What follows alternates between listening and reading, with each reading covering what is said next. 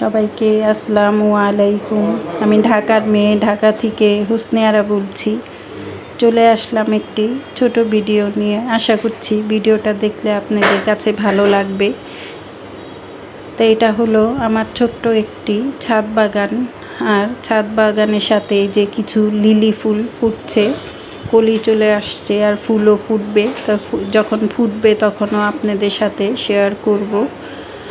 অনেক ফুলের গাছই আছে, জবা ফুলের গাছও আছে, কিন্তু সব ফুলের কিন্তু আমি নাম জানি না। কিন্তু গাছ কিন্তু খুবই আমার পছন্দ লাগানো। আর এই যে এখানে একটি গাছের মধ্যে ড্রাগন গাছের সাথে একটি মরিচ গাছ হয়েছে। আর এই যে ছোট একটি পেয়ারা গাছ, আর এই যে বেগুন গাছ।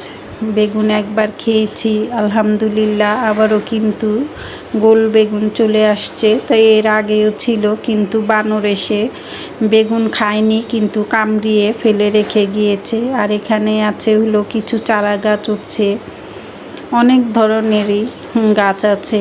এই যে পুঁইশাক গাছ, মরিচ গাছ, আবারও বেগুন গাছ, এখানে সাদা বেগুন, মিষ্টি কুমড়া গাছ, পেঁপে গাছ, আবারও ছোট্ট একটি বেগুন গাছে কিন্তু বেগুনের কলি চলে আসছে।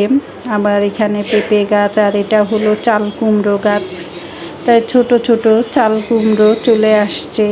আল্লাহ জানে এটার কতদিন হায়াত থাকে, কেননা আমার হাতে বা আমার পরিচর্যার কারণে কিন্তু চাল কুমড়ো বা মিষ্টি কুমড়োর ফুল আসে প্রচুর, কিন্তু হয় না ফল। দোয়া করবেন সবাই। তাই এখান থেকে কিছু শাক পাতা তুলে নিয়েছি, আর সেটা দিয়েই আজকে আপনাদের সাথে একটা রেসিপি আকারে শেয়ার করব। আর এই রেসিপিটা খেলে কিন্তু এখন আর কি মুখরোচক আর কি রেসিপিটা, আর খেতে অসম্ভব মজা। তাই চলুন দেখে নেই। তাই ছাদ থেকে কি এনেছি, অফ ক্যামেরাতে কিছু মিষ্টি কুমড়োর পাতা নিয়ে আসছি, আর কিছু পুঁই শাকের পাতা নিয়ে আসছি। তো এগুলো দিয়ে আজকে শুটকি দিয়ে একটা মজাদার রেসিপি তৈরি করব। তো এখানে পরিমাণ মতো তেল দিয়ে দিলাম, দিয়ে এখানে পেঁয়াজ কুচি আর রসুন কুচি দিয়ে নিলাম। একটু রসুনের পরিমাণ একটু বেশি করেই দিয়ে নেবেন। দিয়ে এখন সেই তেলেই আমি পেঁয়াজ আর রসুনটাকে ভেজে নিচ্ছি।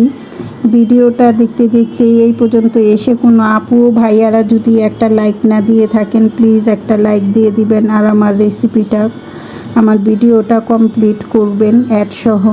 তাই এখানে আমি শাকগুলো কেটে ধুয়ে তারপরে ঝরিয়ে রেখেছি। এখন এখানে দিয়ে দিচ্ছি কয়েকটা কাঁচামরিচ। তা কাঁচামরিচগুলো আমি মাঝখান দিয়ে কেটে দিয়েছি, আর দিয়ে এখন একটু ভেজে নিচ্ছি। তারপরে এখানে লটিয়া শুটকিগুলো দিয়ে দিলাম। এভাবে করে একবার ট্রাই করবেন, দেখবেন এখন কিন্তু খুব। শুটকিটাকে প্রথমে আমি ভেজে নিয়েছি শুকনো তাওয়াতে, শুটকিগুলো আর কি কেটে ভেজে নিয়েছি। তারপরে এটাকে আমি গরম পানি দিয়ে 20 মিনিটের মতো ভিজিয়ে রেখেছি। তারপরে এটার মাঝখানে যে কাঁটা থাকে, সেই কাঁটাটা কিন্তু অনায়াসেই ছুটিয়ে এটাকে আমি পরিষ্কার করে স্টিনারে নিয়ে ধুয়ে নিয়েছি। তারপরে এই যে এখানে পেঁয়াজ আর কাঁচামরিচের সাথে দিয়ে তেলে সুন্দরভাবে একটু ভেজে নিচ্ছি। এই পর্যায়ে কিন্তু সুন্দর একটা ফ্লেভার চলে আসছে শুটকি থেকে। এখন আমি মিনিট খানেক ধরে একটু শুটকিটাকে ভেজে নেব।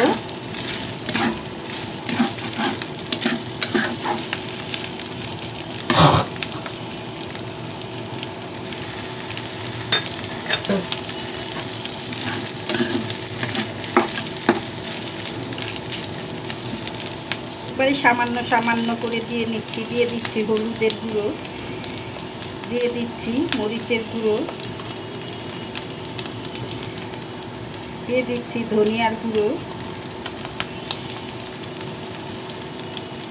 দিয়ে দিব জিরার গুঁড়ো, দিয়ে পরিমাণ মতো লবণ দিয়ে দিব। যেহেতু এটা শুকনা মশলা, তার জন্য দিয়ে দিলাম পানি।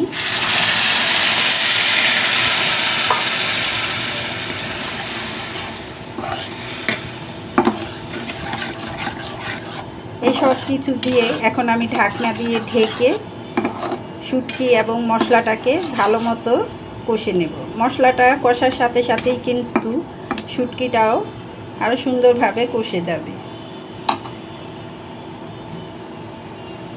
দিয়ে দিলাম ঢাকনা, ফিরে আসছি মিনিট খানেক পর।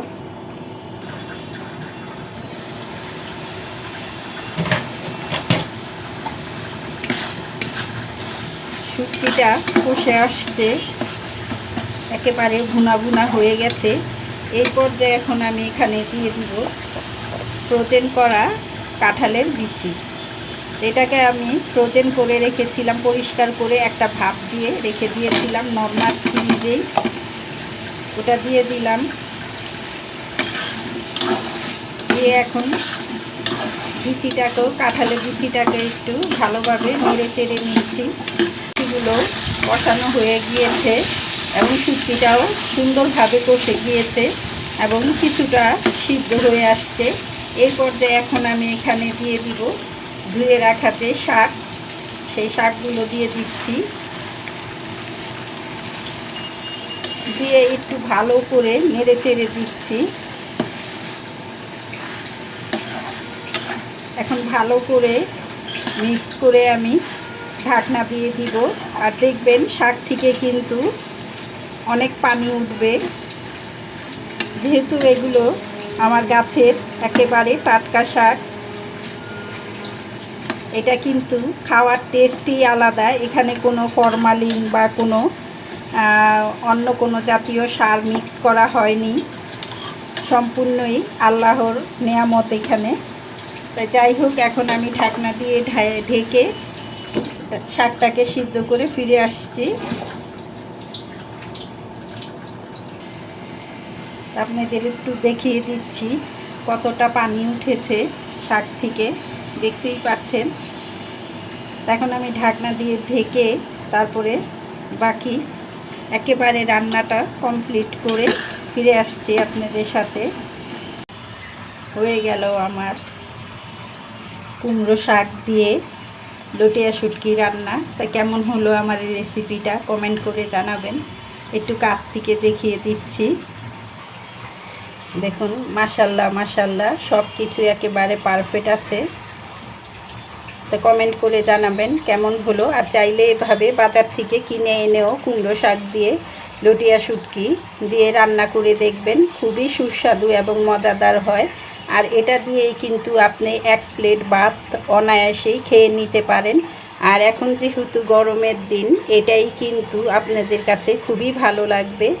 তা সবাই সুস্থ থাকবেন, ভালো থাকবেন। আর এই পর্যন্ত যারা যারা আমার পাশে ছিলেন তাদেরকে অসংখ্য অসংখ্য ধন্যবাদ এবং সম্পূর্ণ ভিডিওটা দেখার জন্য আবারও আপনাদেরকে ধন্যবাদ জানিয়ে আজকের মতো বিদায় নিচ্ছি। ফিরে আসব নতুন কোনো আবার ব্লগ ভিডিও নিয়ে। এই পর্যন্ত সবাই আমার পাশেই থাকবেন, আমিও আপনাদের পাশে আছি। আল্লাহ হাফেজ।